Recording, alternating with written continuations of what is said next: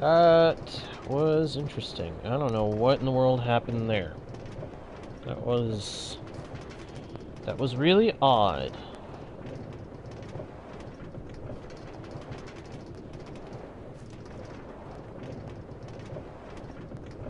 It was very not fair. It was very not fair and very odd. Hello, travelers, and welcome back to Guardian Studios. My name, of course, is JGuard01, and I am your host, guide, and humble bard into the worlds of virtual and fantastical. This is going to be a continuation of the previous stream where something went wrong. My stream apparently cut off without actually telling me that it did. I don't know why that happened. It seems like it can happen once in a while. I really don't know why it did.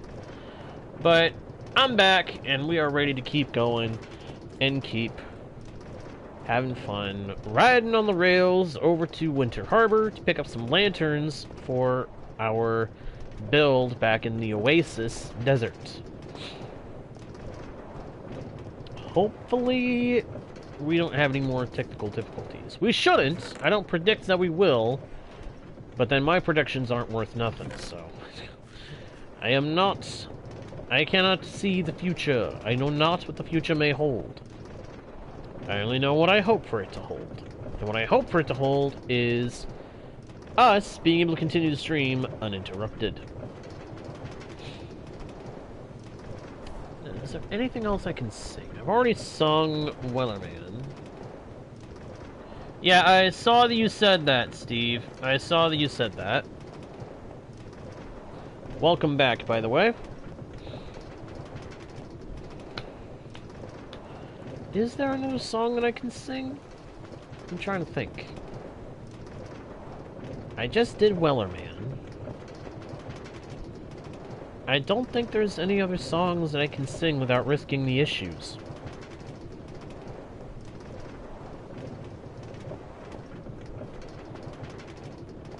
Which is really frustrating. I have no idea. Apparently my stream stopped streaming to YouTube, but I have no idea why it did. It just cut off on YouTube's end as far as I could see, while over here on my PlayStation, it kept saying that I was on air, even though I'm watching the stream to make sure that everything stays working on that end. It cut off and claimed that I had stopped streaming when I had not. So I don't know. Might have been a temporary blowout in the internet, might have been a traffic jam in the internet functionality. I have no idea. I know not how these things work in the technical terms. I only know how to set them up in the physical sense. I don't know that song, so I'm afraid not. Plus, unfortunately, I have to be very picky-choosy about what I sing in the first place, for several reasons. The chief among them being copyright. If I sing a song, I have to hope that it is not going to turn out to be one that is copyrighted. Because if there is a copyright on a song and I sing it, that puts me at risk of being called out for it, which I do not need to have happen.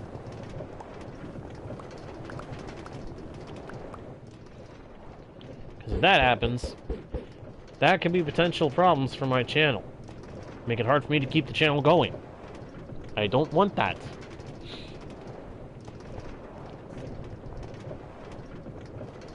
So far, Wellerman is one of very few songs that I know nobody has a problem with me singing. So far. That could change in the future, and if it does, I will respect that and I will stop singing it. But until that day comes, I'm going to keep singing it whenever I find in the urge within me to do so. It's not a matter just of cuss words, Steve. I just explained. It's also a matter of copyright. Just because the song doesn't have any cussing in it, which I thank you for picking a song that doesn't have cuss words in it. I would thank you for that. but it's also a matter of copyright. If the song has a copyright on a version of it and I sing it, I could potentially be called out for having sung the song. I've actually had that happen once. I sang the song, I didn't have any of the music playing, I just sang the lyrics. Apparently I did it well enough that I got outed for it. The video of the stream where I sang the song was snapped on. Somebody said that I basically said that the song was copyrighted. I was not supposed to sing it there, but I had, and so I had to mute the section of that stream where I sang. This is part of YouTube's copyright protection system. It is understandable why the system exists, but, well, I'm also not going to look up a song in the middle of a stream just to sing that song, or just to learn that song. That's the other thing. Please understand this.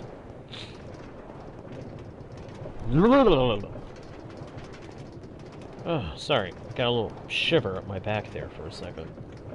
It's like a chill or something. What in the world happened there? Man, look at all that snow. I am going to be so glad when I have a roof over this railway, because then I won't have to worry about snow on the interior. Normally I have to worry about polar bears ending up on the edge of the rail line, where they do not freaking belong. Stupid polar bear.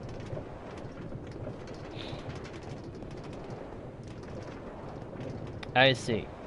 I see.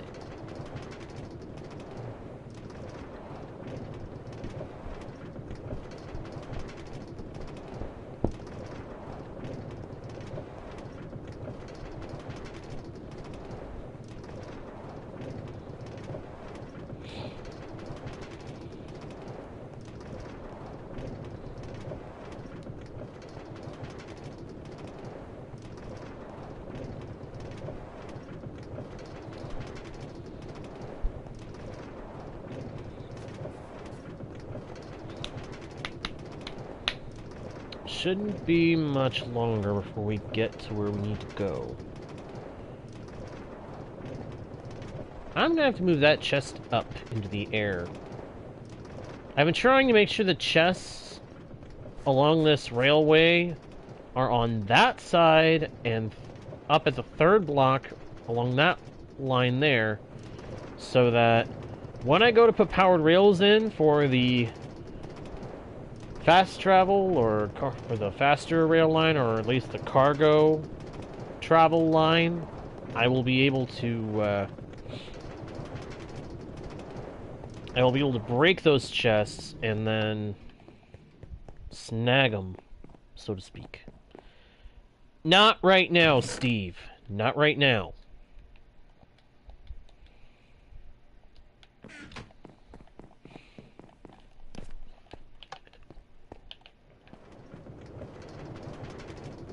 Alright, back we go. Yeah, literally that's all we were coming back here for, was the lanterns. I've got all the wood types that I need. I've got the saplings for all the wood types that I need.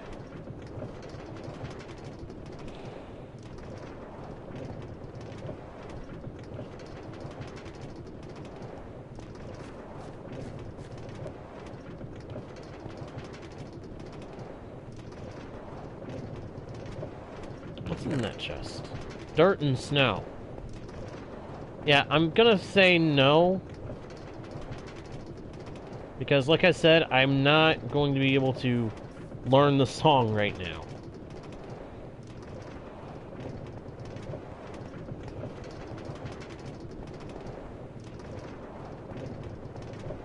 Not really looking to do that right now. I'm not looking to learn new songs. I'm not looking for that kind of thing right now.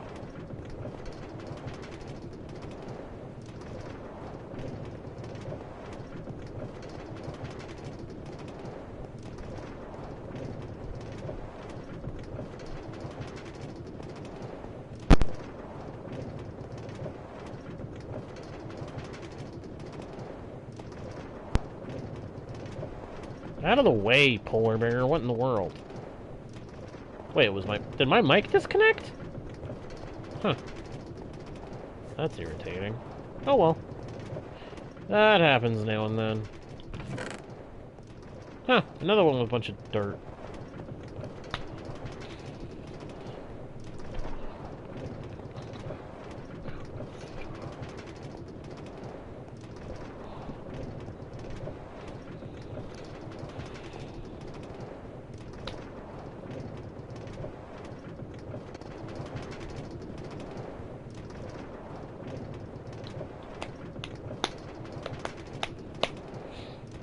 Half wondering if I shouldn't do a... No. No. I was about to say maybe I should do a powered rail duper, but no. No, I don't want to do rail dupers. Duplication bugs, while fun to use sometimes for casual worlds, I'm not going to use on this world because this is a world that's meant to be entirely survival and entirely legit. The only thing that I have done that I will say is a little bit cheeky is using chunk base to find a spawner and to locate a biome once. Other than that, I avoid using that kind of thing. Oh, I already have an iron farm. What I need is gold. See, I've got an iron farm. That's how I've got all these rails. I mean, have you seen how many rails there are? Dude, there's about 8,000 rails here. And that's not counting the powered ones. But powered rails require redstone dust and gold to craft. More gold than anything. It's 1 redstone dust, 1 stick, and 6 gold ingots to craft 6 powered rails.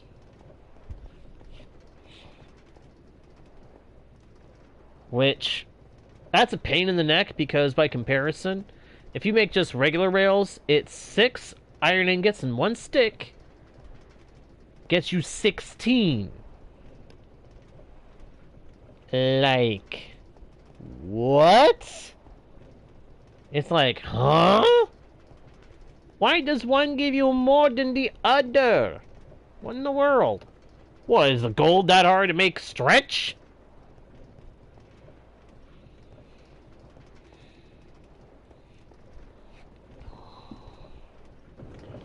But it is what it is. So, for the powered rails, I'll probably either have to go mining in the Mesa, aka the Badlands, neighboring the Oasis Desert, or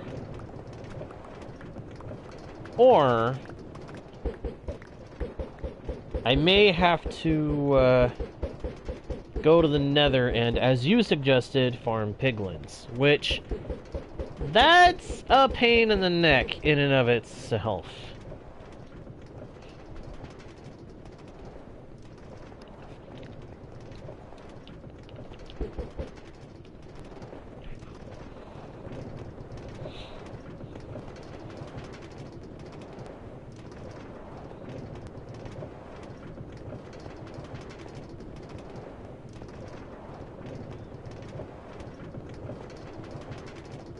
Well, it's nighttime again. Lovely. So both directions, I'm traveling at night. Nah, that's fine. That's fine. I know there do exist duplication methods that can make unlimited rails, and I'm pretty sure it will work with any kind of rail, but I personally don't intend to use those ever, because that is a cheat to me. Duplication of items, unless it is built into the game intentionally, to me feels cheating, and I don't like to cheat. Well, depending on the game and the context. If it's just for me and a casual thing, I don't give a darn. But for my streaming world, I don't intend to cheat at all. Hey, Hello, Galaxy! I believe we have seen you before. Welcome, welcome, welcome. Yes, indeed, I am JGardo1, the Guardian of Guardian Studios. And I say a most heartfelt welcome back to you, if indeed you are a returning individual.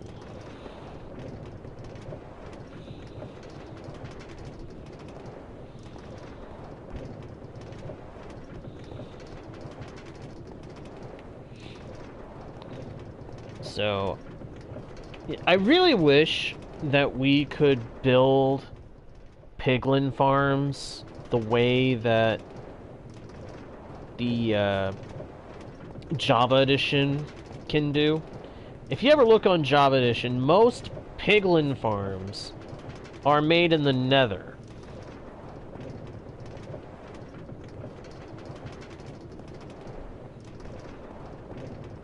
Most piglin farms are built in the Nether, above the Bedrock roof. And they happen built up there because that's an area where you've got lots of open space and nothing really interfering with the construction. Or in the farm, doing what it's supposed to do. The problem is, here on Bedrock Edition, we can't go above the Bedrock roof. I know this. I have tried it. I have gone into creative mode, punched my way through onto the Bedrock roof, and stood on the Bedrock roof. And there has been one major problem. You can't place any blocks up there on Bedrock Edition. Even if you get up there, you cannot place any blocks. Not a one. Not even a button. Not even a freaking torch can be placed on top of the Bedrock roof in Bedrock Edition. Java Edition, they're fine with you putting whatever up there. Nothing can spawn up there unless you put down blocks that are not bedrock and are not slabs or pressure plates or rails or stuff like that.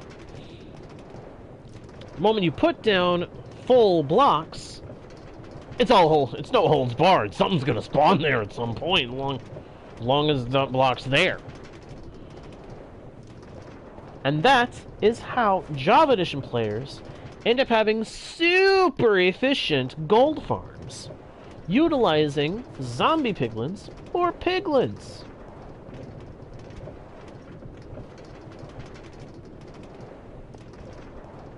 To answer your question, Galaxy, I am traveling to the desert, where I have a base that I'm working on building, that I had to go get some lanterns for.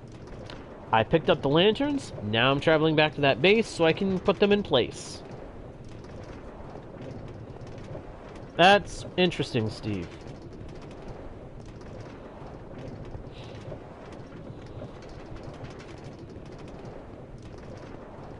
On one of my previous worlds, I had a gold farm that you can build in the overworld that works by activating and destroying a nether portal.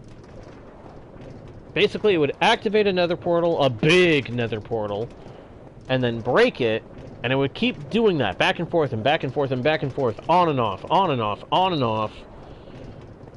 And every time the portal activates or deactivates, there's a chance of it spawning in a zombie piglin. The zombie piglin would then be pushed down to a chamber where a trident would be getting pushed around by pistons and eliminate the zombie piglins. And since you would have thrown the trident in there to get it in place, it would not only kill off the zombie piglins, making them drop their gold into a series of hoppers, from which you could then extract all the gold and golden swords for smelting and processing and such, but the trident killing them would mean that they would drop XP.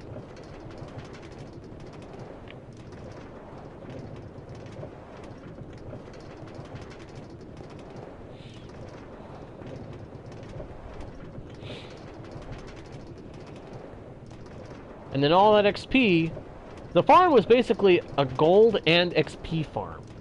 And it was pretty efficient. Problem is, I don't know if that farm is still possible to build. I'm sure that we could still build the structure, but I don't know if it would still work. I have to do research on that. I do, however, know exactly what I'm going to do in terms of XP farm. There is an XP farm that got figured out when some of the new potions were dropped. There is a potion that you can throw on a mob that will make it so that when the mob takes damage, they will spawn in a silverfish. That's not funny, Steve.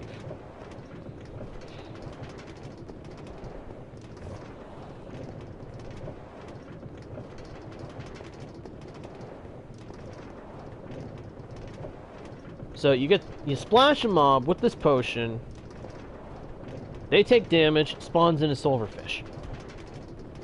There is a mob that will consistently heal as it takes damage. This mob is the tiny little blue friend we know of as the Allay. Hello, Lucy. Welcome to the stream. Hope you enjoy your time here.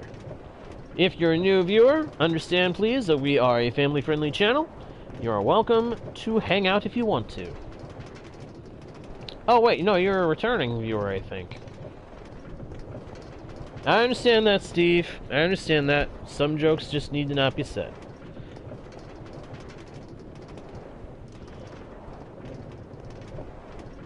Why is that, Lucy? I'm a little curious.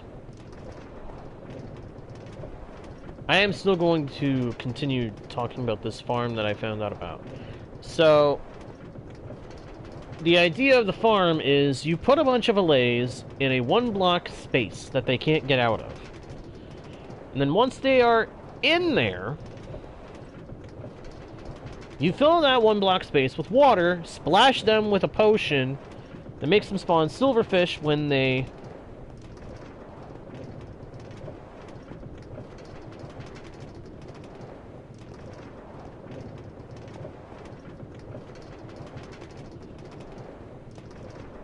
Every time they take damage from being in the water, the allays will spawn silverfish. And they take damage because they'll be drowning. But they regenerate, so they constantly take consistent damage, healing themselves, and spawning silverfish. You make sure that the silverfish can't get away by digging into the ground. And you get them in a chamber where you can eliminate them, and boom, you've got a ton of XP. Unlimited XP. I keep getting a content log streak every single time I use those. I'm not sure what you're talking about, Lucy.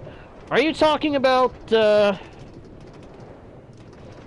Are you saying you get error messages when you try to play with mods or add-ons? Because if that's what you're saying, there's probably some sites where you can go and post what the error is, and if anyone can help you, they will try to do so. But when it comes to playing modded, if that is what you're trying to do, then,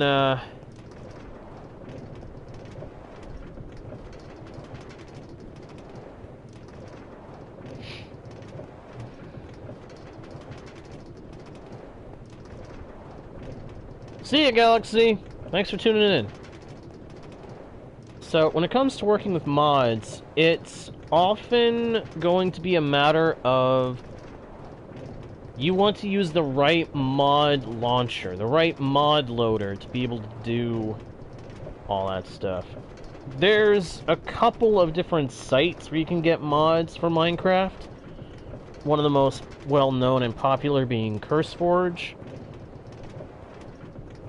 But there's actually a launcher that you can use that works with a bunch of different mod sites and can work with Forge mods, Fabric mods. Oh, you're on Nintendo? Oh, so you're talking about add-ons on a Bedrock edition on Nintendo. Okay, then in that case, I can't really help you. Unfortunately, I don't play Minecraft on Nintendo that much. I have it, I occasionally play it on there, but most of the time when I'm playing Minecraft, it's either on a computer or here on my PlayStation. Yeah, that is kind of strange. I'm going to guess that it might be that the system is not able to handle however many add-ons you might have on the worlds you're trying to start.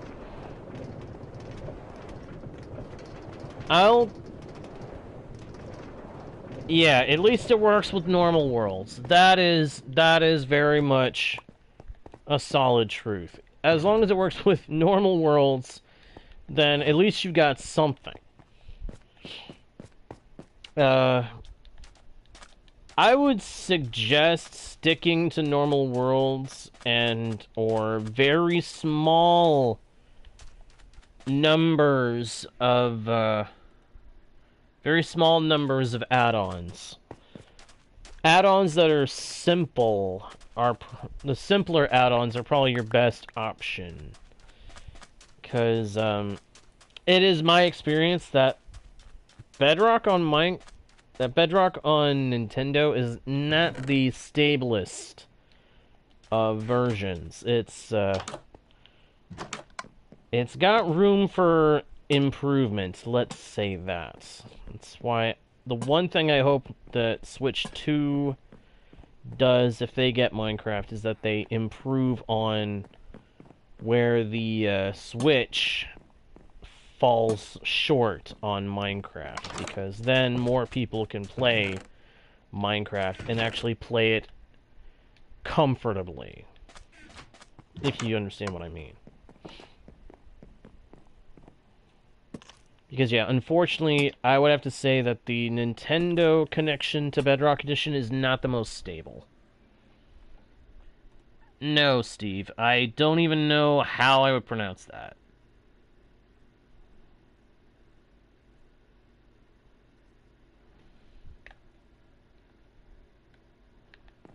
True, true. That is very true.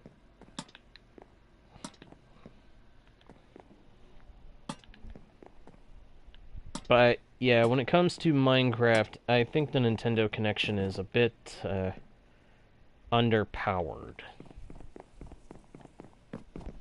Ah. Well, still no. Sorry. I don't know what that is, I don't know what that refers to, so I'm not gonna say it.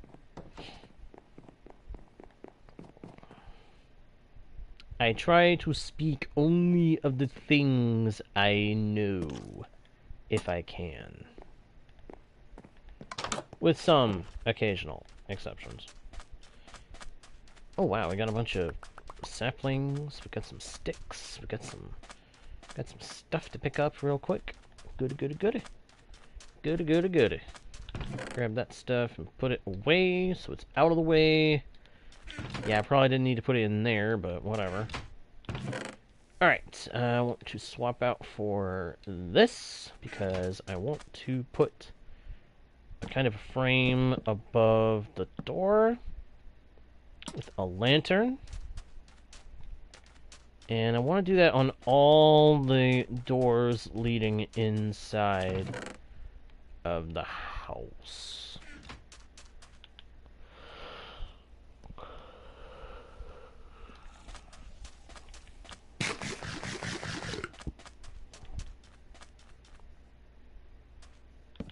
Boop, boop, boop, boop. Lantern there.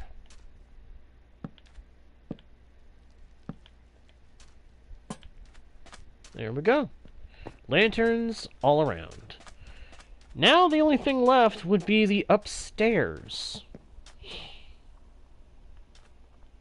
That is the only thing that would be left to work on, is the upstairs.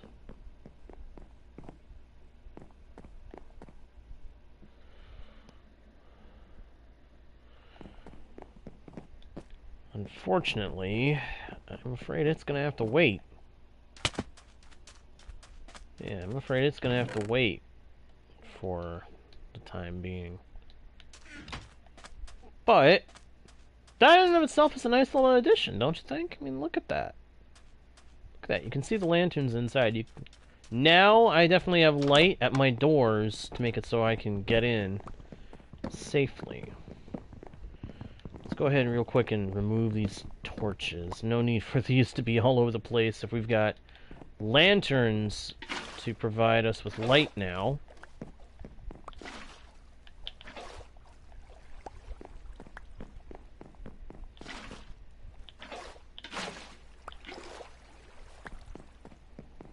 Scoop up these torches. There we go. Alright, house is coming along good. There's still some more work to be done, of course. Still more work to be done, but this is really, really good progress. Just having the roof, the ceilings put in, that is amazing. That is a big, big step in the right direction. We will have to come back and put in the actual second floor, because I do intend for there to be a second floor up here. Namely this section over here, where I will have my bedroom. That must get put in at some point soon. I love these high ceilings.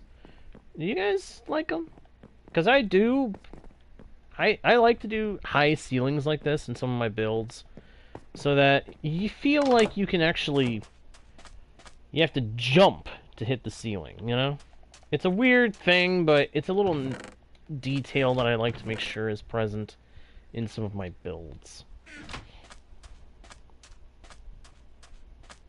Oh, why is that, Lucy? Did you figure out why you were having those errors?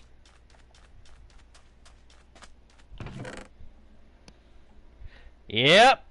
Told you. Unfortunately, I told you. I figured that's where the problem was. Yeah. Unfortunately, that's just how it is currently.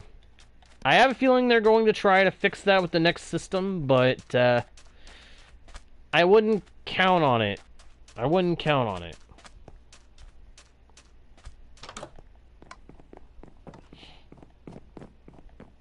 Anyway, with the ceilings put in, the roof is almost done. We've got a little bit more work to do on this house before it'll be complete.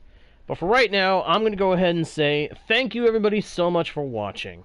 Hope you all enjoyed the stream. If you did, please be sure to leave likes and comments. Subscribe if you haven't already done so. Check out the About page for links to other pages with more content from yours truly, as well as other ways to help support the channel. Make sure to share the channel with your friends, guys, and don't forget to turn on notifications so that you don't miss the next stream or video by smacking the bell. With that all being said, thank you again for watching. I am Gyros1, your guide, bard, and humble host into the worlds virtual and fantastical. And I'll see y'all next time, right here on Guardian Studios. Bye!